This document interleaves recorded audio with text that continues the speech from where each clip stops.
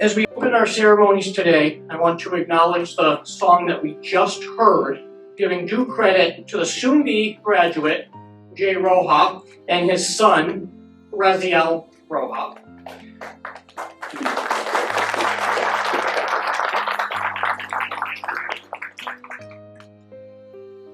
I want to thank them for sharing their talents with us and honoring us with something that we could start our pinning ceremony with. And we're actually going to use that from now on. That's going to be the start of every ceremony going forward. So it's going to be a nice tribute.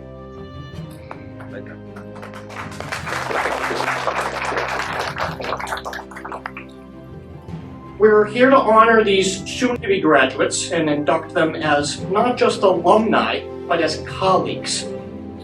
But before we give honor to these 12 amazing, hardworking, and dedicated individuals, I want to call attention to the amount of people that it takes to support them in getting here. We have extremely hardworking preceptors, both in the embalming clinical and the funeral directing practicum. And trust me, this is no easy task for what they do for us. So I'd like to give them a round of applause out of appreciation for everything they do in getting our students here today.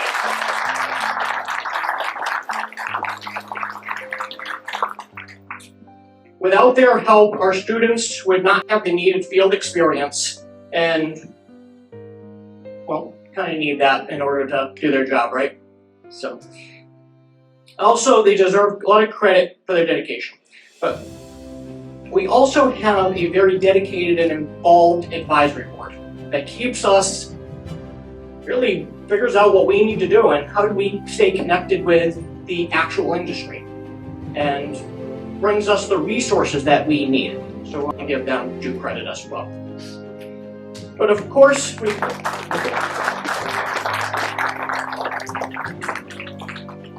don't want to forget all of our administrators, executives, and support staff as well. Gretchen Silva deserves credit for her hard work in pulling off this event today, by the way.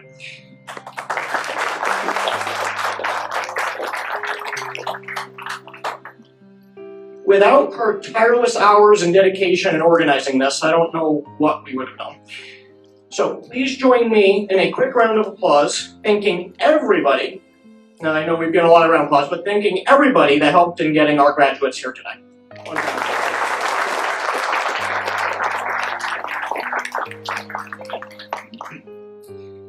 So when Gretchen announced that we would be in academic regalia today, I saw a smile come to a lot of people's faces.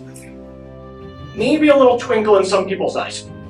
You see, faculty and administration here in the United States only wear regalia once, maybe twice a year.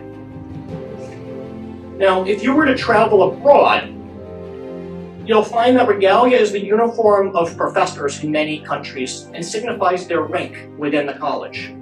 Whereas here in the United States, our regalia signifies what our highest degree and where it was earned. In some professions, you will find academic regalia to be worn professionally, such as judges and the ministers in some religions. For us, because we only wear it once a year, it holds more significance and brings us pride to know that our students have succeeded. And it reminds us of our responsibility to them and gives us the strength to start the next semester knowing that the incoming class will someday sit in those seats over there. That we are preparing quality professionals for this field that we hold so sacred. I still remember the majority of the students sitting in those seats to my left starting classes. They entered into their first full semester with remote teaching from home and trying to figure out how to provide the same quality education that we had become accustomed to. They put faith in us and faith in this college. To know that this class had a full year with the option to come in person and the ability to complete the practical components in the classroom and in the clinical sites, despite everything that our country and the world faced, was quite the blessing. One of the biggest blessings is to be able to have this ceremony with family and friends in attendance. That would have not been the case a year ago. From day one, I've always referred to you as colleagues. I do this to remind you every day that every one of you is in this together.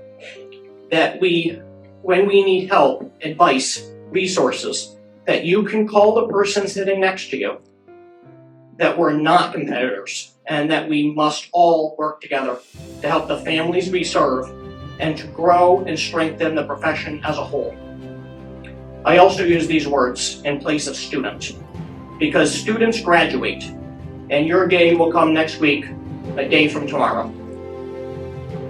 Being a colleague means that when you walk across that stage next week, that you are still one of us. I encourage you to consider this to only be the beginning of your education. Continue to learn and strengthen your skills.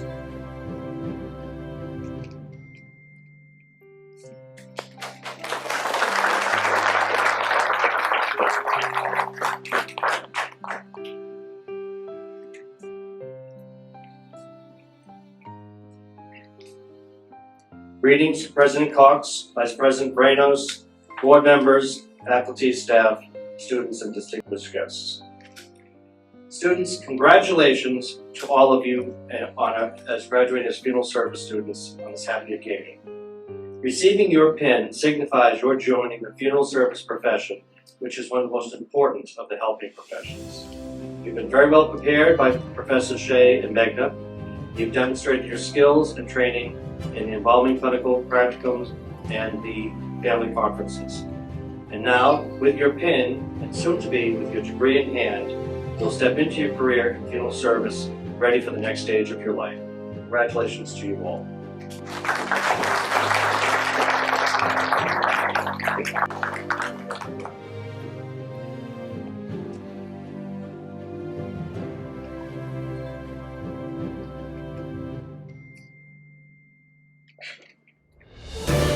This time we'd ask Professor Maria Vitaliano to come forward to present the Restorative Art Award.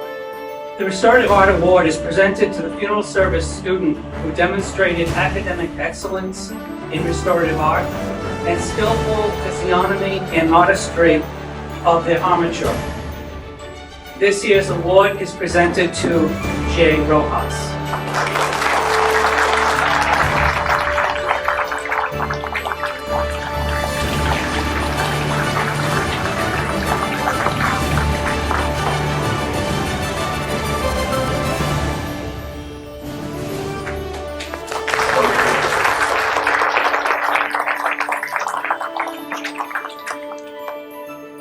The Mu Sigma Alpha Award is presented to the top 10% of the graduating funeral service students who have demonstrated highest academic achievement through diligence and perseverance.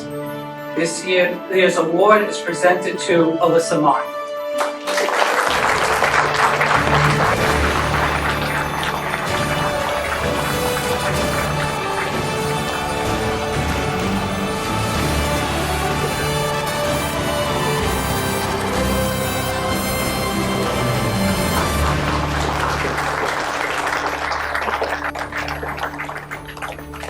The Dodge Award is presented to the funeral service student who demonstrates academic excellence, exemplification of worthy character traits, and promise of outstanding contribution to the funeral service profession.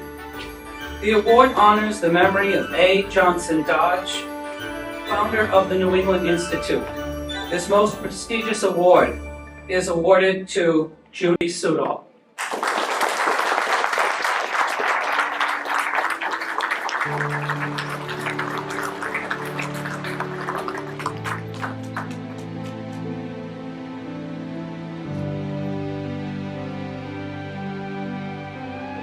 Mu Sigma Alpha Award is also awarded to Julie Sudol.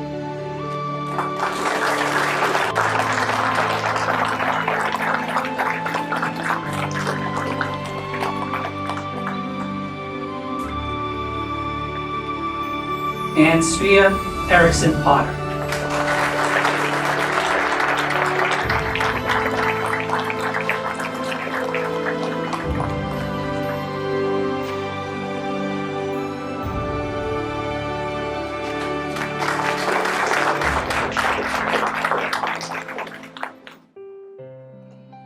Good afternoon. I'm Dr. Kathleen Vrenos, Vice President of Academic and Student Affairs. On behalf of the faculty and staff of Cape Cod Community College, I'd like to congratulate our students on their meeting today and congratulate all of the family and friends who have come out to support you. Students, we're immensely proud of you. You are earning your Associate of Science degree in funeral service. The preparation for that degree involves skills training, as well as training in liberal arts and communication and social science fields to enable you to prepare for and meet the very unique and meaningful challenge you've made for your education and your future career path. It may be an applied science degree in funeral service, but in practice, you'll be cultural anthropologists, you'll be sociologists, you'll be philosophers, you'll be counselors, you'll be in the psychology profession in so many ways. There are a myriad of ways in which you will make meaning of the experience and the privilege you have for being present for families during this acute moment in their lives, this moment that you have chosen to be a part of. I remember as a child saying farewell to very close loved ones at the very, very tender age of 11, 10, 13, and turning again and again and again to our family funeral home. To this day, more than 40 years later, I remember the members of that funeral home and that family, which became a part of our family. You will have the unique privilege of being a member of hundreds, if not thousands of families because of the moments that you have chosen to take part in, to be a part of these families' lives.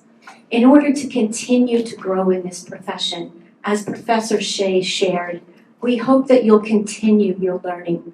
Read sociology, read literature, read philosophy, read religion, create, write, talk to each other. You are one of the closest, most highly functioning classes we have ever had. Make meaning of your experiences by reflection and communication and sharing. One of the authors I hope that you'll reflect on as you move forward is Emily Dickinson. Emily Dickinson is an American poet born in Amherst, Massachusetts. She lived from 1830 to 1886 and was known for her simple poems, often reflecting upon death and its transition and the salvation that it represents.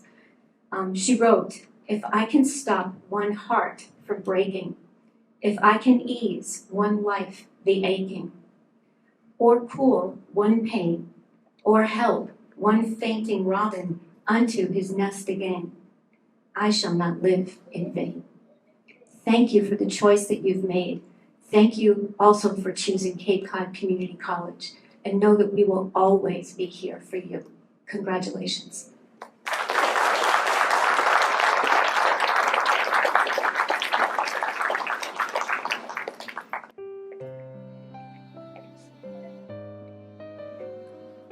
Good afternoon. Since we are a class born out of the pandemic, I find it only fitting to start my speech with my experience in the early days of COVID. In the spring of 2020, I completed all the jigsaw puzzles I'd stockpiled over the years, but never got around to doing. Our dining room table was covered in puzzle pieces for about 6 months until I made that fateful last-minute decision to go back to school. That decision brought me to standing here before you today. As I began to formulate what I was going to speak about, it became apparent to me that our group is no different than one of my jigsaw puzzles. We are husbands, wives, sons, daughters, mothers, fathers, a grandfather, and an expectant mother and soon-to-be father. Our bucket of wisdom, as I like to call it, spans 4 decades. We come from varied backgrounds. We are a nurse, a musician, a former flight attendant, recent high school and college graduates, and some of us have worn many hats. We make quite the puzzle. Regardless of whether we will be first generation or fourth generation funeral directors, we are bound by one thing, a profound desire to care for and honor the deceased. We are a class that started when the world was still trying to figure out how to operate remotely. Our first semester was taught solely via Zoom meetings. I imagine our professors logged in that first day, and when they saw 20-something unfamiliar faces staring back at them, they had much the same reaction as I do when I dump out a 1,000-piece puzzle on the table. What have I got myself into? Our Zoom backgrounds were filled with children waving to mom's classmates, cats climbing mini blinds, dogs barking at the garbage truck, and one very loud parrot. So there we were meeting a couple of times a week from the comforts of our home. In the traditional college experience, students often form lifelong friendships and connections via late-night study sessions over bags of Cheetos and cans of Mountain Dew. Not only did we not have communal living space to get to know each other, we didn't have a traditional classroom setting either. At first glance, it seemed as if this puzzle would never get completed. How would we ever fit together? Oh, but did we ever? In the spring semester of 2021, we completed our embalming clinicals. Our visits to the clinical sites were the first time that we were able to interact with each other in person. It was in the prep rooms of those funeral homes that we were really put to the test of whether or not this job was for us. The bonds we formed those days are what carried us through the next year and a half. It was also in those preparation rooms, under the guidance of our preceptors, we learned one of the core tenets of funeral service, maintaining the dignity of the deceased. Now, most people believe that funeral directing is working with the dead. That is not true. The majority of our work involves interacting with the living. In the arrangement rooms, sitting with bereaved families, we witness what it means to be a funeral director who works with integrity, another core tenet of funeral service. And in the classroom, under Professors Dan Shea and Jeff Begna, we gained the knowledge necessary to go forth in our new careers with the confidence and skills necessary for success. Between Professors Shea and Begna, we learned the history of funeral service dating back to the Egyptians, the science behind caring for the deceased, and the insight needed to help bereaved families navigate through one of the most stressful and significant moments in their lives. Our professors have said they've not met a class like ours before. We are a tight-knit group, a family. Each one of us has worked tirelessly for the last 2 years to ensure our individual success. But we also checked in on our classmates regularly, whether it be in class, on the group chat, or via emails, to make sure they were succeeding as well. If someone was struggling, there were always at least 3 people stepping up to say, "How can I help you?" A puzzle piece serves no purpose when it stands alone. Today, the last pieces are being put into place. We are formally being welcomed into a profession that dates back thousands of years. With the funeral directors in attendance, we will recite the funeral director's oath. In this oath, we will swear to maintain the dignity of the profession and to never become careless in our duties. Whenever I did a puzzle as a kid, I always made sure to grab a piece as soon as the box was opened. I would hide it so I knew that I could be the one to put the last piece into place. After 2 years, this should come as no surprise to any of you sitting before me. President Cox, you hold that last piece in your hands. Next Wednesday, as we cross the stage in Hyannis, you will put that last piece in the puzzle. It has taken 2 years, 4 semesters, summer and winter break sessions to complete. But now that it is almost finished, I can reflect back on our time here and the ways we have come together. I think we have made quite the masterpiece. Thank you.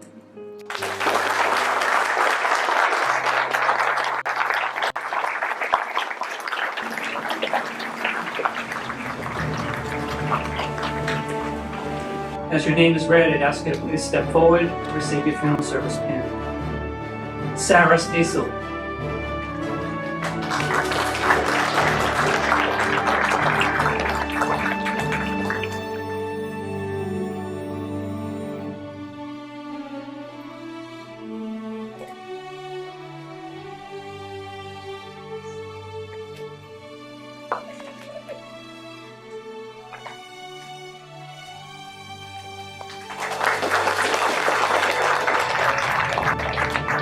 David C. Davis.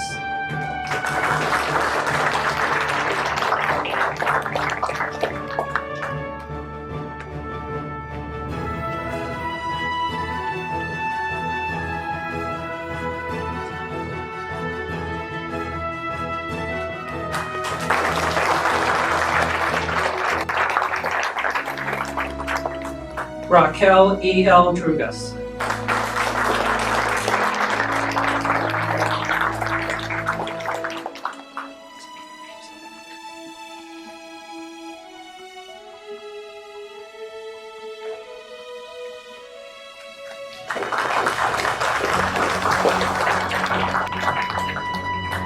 Svea R. Erickson Potter.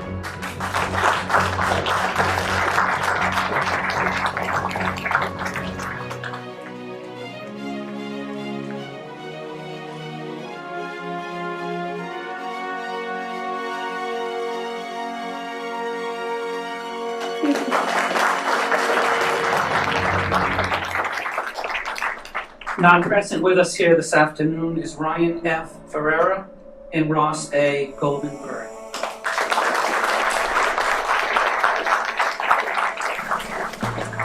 Haley A. Higgins.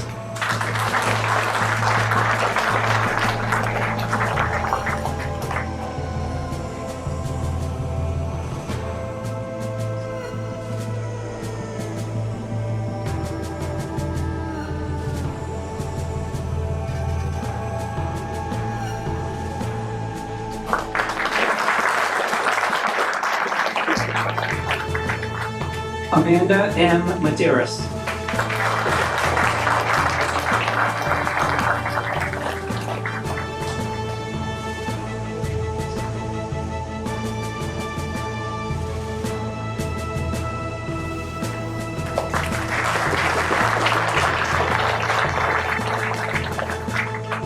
Larissa J. Nichols.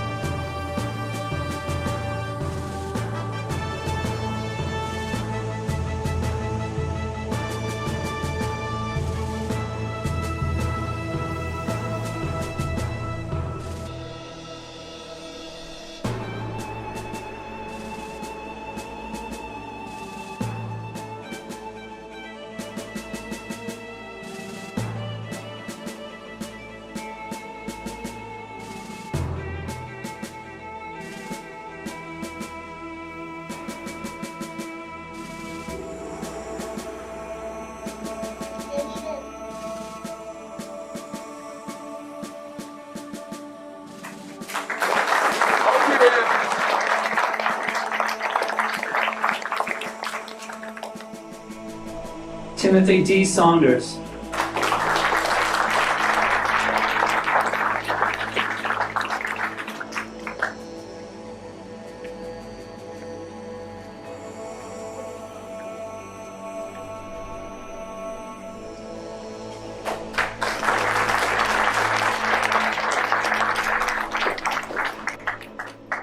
Julie E. Sudol.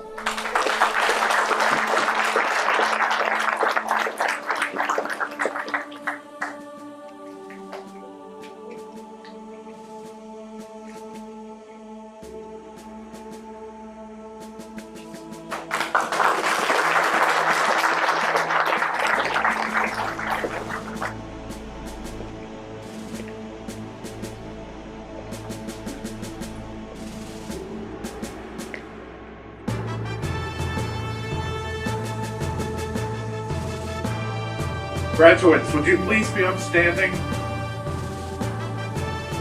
You know, we recognize that this is not a solo journey to get to where you are today.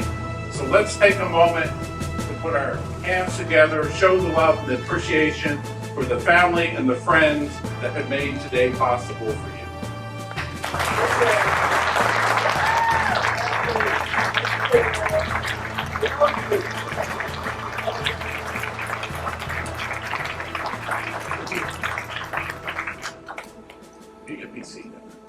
So, you know, Julie, the analogy to the jigsaw puzzle I thought was very powerful, because when we look at the history of this program, I think there are many of us here, Professor Shea, Professor Magna, Preston. We had the journey of taking what was left of the Mount Ida program, raising it up, pulling the pieces of the puzzle together, if you will, and then getting to where we are today. And part of that journey involves the staying power that you all had over the course of the last few years with the pandemic. There were plenty of opportunities. You could have opted out, you could have sat on the sidelines, you could have passed in the moment. But you stayed, you persevered, you remained committed to the profession. And for that, we're very proud of the work and your success today. And we wish you all the best in this journey forward. And we do want you to stay in touch. It's very important that we know how this all turns out. So thank you. Congratulations.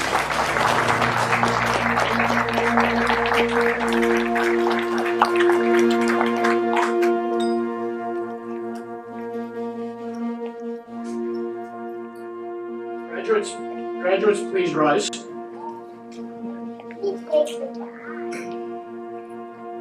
All licensees, please rise and join our graduates as we recite the final car oath. They will recite it for the first time. But licensees, we ask that you take this opportunity to renew your oath to our sacred profession. You will find the oath on the backside of the program. I do solemnly swear by that which hold most sacred, that I shall be loyal to my profession and just and generous to its members, that I shall lead my life and practice my art in uprightness and honor, that into whatsoever house I shall enter, it shall be for the benefit and comfort of those bereaved, that I shall abstain from every voluntary act of misconduct or corruption, that I shall obey the civil laws, that I shall not divulge professional confidences, and that I shall be faithful to those who have placed their trust in me. While I continue to keep this oath inviolate, may it be granted to me to enjoy honor in my life and in my profession, and may I be respected by all people for all time. You may now be seated.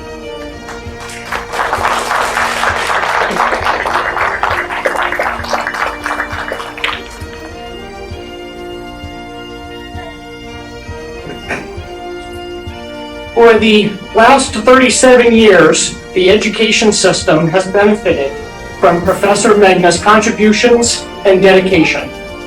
As most of you know, Jeff publicly announced his retirement. So whether or not he wants us, we are acknowledging it here. Professor Megna is a proud alumnus of the program when the New England Institute was still at Kenmore Square. While teaching at the grade school level and later working his way up to becoming the principal, he adjuncted for many years at Mount Ida before taking over the program in 2013. A mere 2 years later, without knowing me from a hole in the wall, he called me to recruit me for an adjunct role and later spoke to one of my references, not realizing that I was on the other side of the desk from the funeral home and could hear every joke coming that my reference made. One being how my shirt did not match my tie. While interviewing with Jeff, I could see him trying to figure out if my shirt and tie actually matched. And I promise you, they did. I made sure of it. Unknown to most, when Jeff inherited the program in 2013, he also inherited a lot of work. Fixing and redesigning the curriculum, along with working with departments across the campus to track assessment data to save our accreditation. Thanks to his thankless work, the program grew stronger than ever, and we continue to benefit from what came from that restructuring. He is the recipient of the Ronald Lettieri Award, the highest award bestowed upon Mount Ida faculty member. He led our students through the closure and through the move and took charge of finding us a home when our former executives said that they were doing nothing. 2 years ago, when Jeff stepped down as program coordinator, I was hesitant that anyone could fill his shoes. But I could not be more grateful that he was there to answer my questions and guide me for the first 2 years of being in this role. An uncommon gift that my counterparts at other mortuary colleges across the country did not get. So I am forever grateful. At this time, we would like to present you with a token of our appreciation.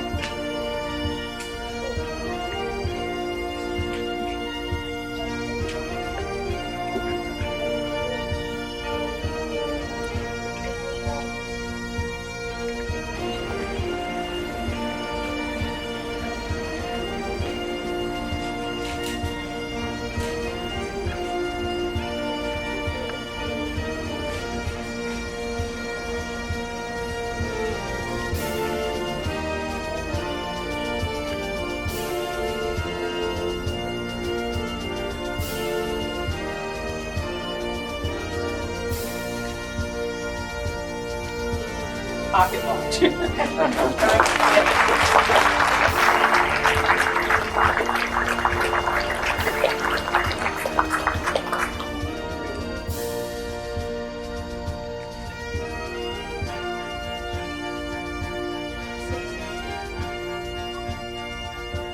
Just like to thank everyone, and I just want to say that it's been an honor and a privilege to have served future funeral service professionals. I've noted and was noted previously by others, this has been one of the brightest classes that I've taught throughout 37 years.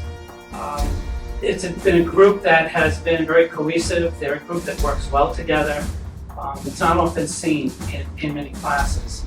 And so I just want to, again, thank everyone. I also want to particularly thank President Cox for having the vision to give us a home here at Cape Cod Community College. At the closure of Mount Ida, it was very difficult because no one seemed to want a program that dealt with death. And we reached out to many schools, and President Cox and Dean Preston came up. We met with the administration, and they have been very welcoming. I've said this many times, in the 14 years that I was at Mount Ida, I never felt as welcome as I did at Cape Cod Community College from day one. The faculty, the staff, everyone has been very, very welcoming for our program. And so it's been a great journey, and I'm just looking forward to a little bit of rest, especially since this Zoom and all of COVID, that kind of added a lot to it as well. Education is changing very much, and so I just want to thank everyone for the opportunity. Thank you.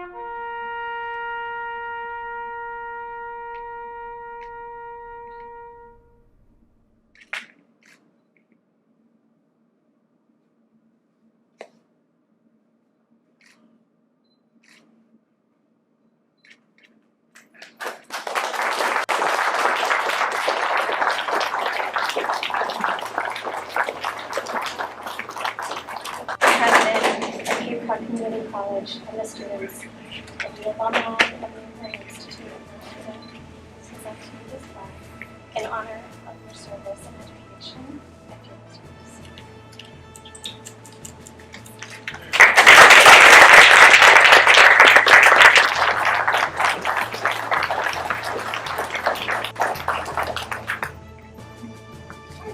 Good afternoon. I'm the support staff for the funeral service program. My name is Gretchen Silva. And there's one more order of recognition for today. I want to thank our videographers, Zep, Sean, Charisse, and Sarah's daughter. And also to Melissa for tirelessly helping with technology setup and run through yesterday and being the master of technology ceremonies today. Newly pinned future funeral directors, embalmers, and colleagues. I'm proud and honored to have watched each one of you complete your funeral service education here at Cape Cod Community College. As you embark into your professions, listen to the wisdom of those who have gone before you. And you know more than you know. So use that knowledge to enrich wherever you find yourself planted. And finally, go into rooms that you feel are bigger than you. That's where the opportunities lie.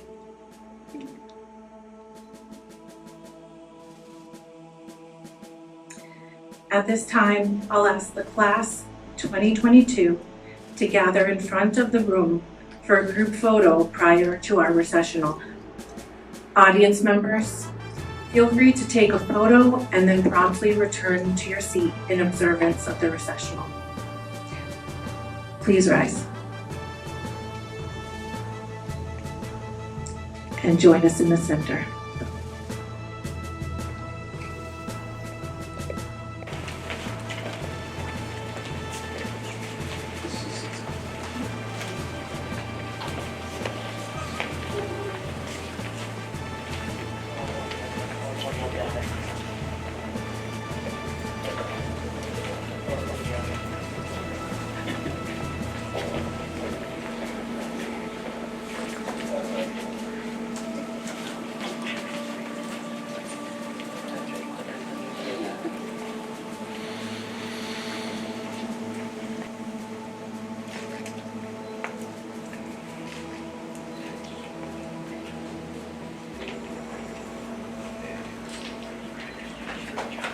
At the close of ceremonies and after we recess, all are welcome to join us for a reception with refreshments in the funeral service suite out the doors and to the left. May the platform party and the class of 2022 please rise and assemble for the recessional.